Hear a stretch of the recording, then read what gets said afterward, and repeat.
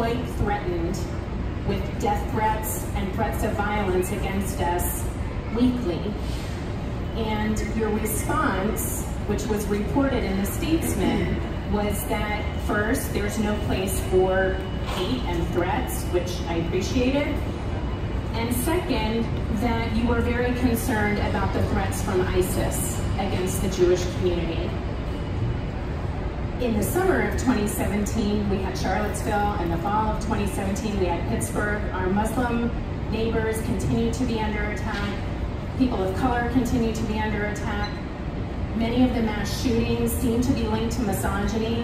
And I'm hearing you now say, we're on the right side of history because we're moving to understanding the threats of domestic terrorism. And I'm also hearing you say, we can't really do anything in the same way that we can do it with international issues because of the First Amendment and because of the Second Amendment. So what are you going to do? And when I call your office, what would you like me to be asking to hold you accountable for? What's your dream that you could do?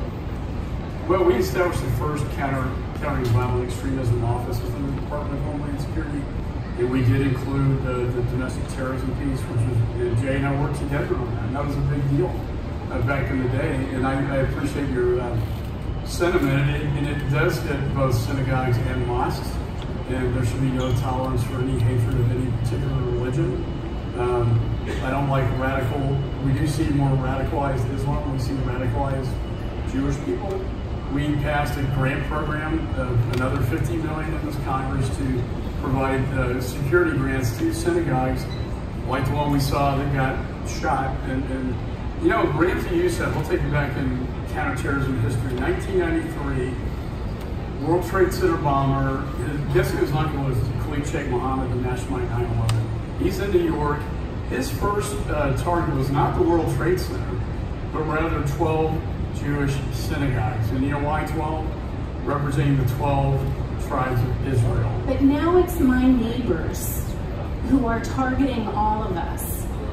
And I'm hearing you say, I don't know what to do because of the First Amendment. I heard you say we need to go after neo-Nazis as tough as we do international terrorists, but I just want to hear an idea of what that actually looks like. Well, this is where Jay will tell you the far left will come in and the ACLU.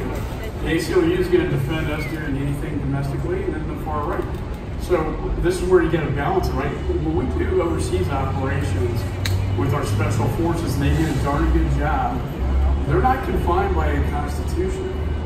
There is no First Amendment, so we can gather intelligence without any regard to, because the Constitution doesn't apply to a foreign national overseas. So there's a lot more we can do than we can do domestically when you're dealing with, I mean, the last thing you want is spying on Americans by the federal government. We've seen that before, and we don't want to see that happen again. That's why we're a free nation.